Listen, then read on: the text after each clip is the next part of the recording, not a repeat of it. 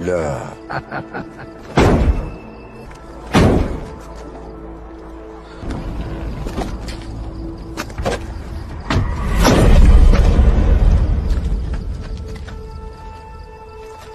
بروه کجاست؟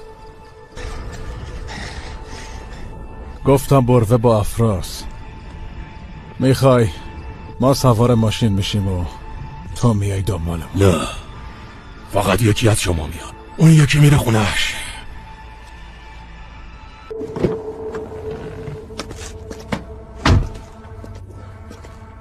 شما از من زرنگ‌ترید.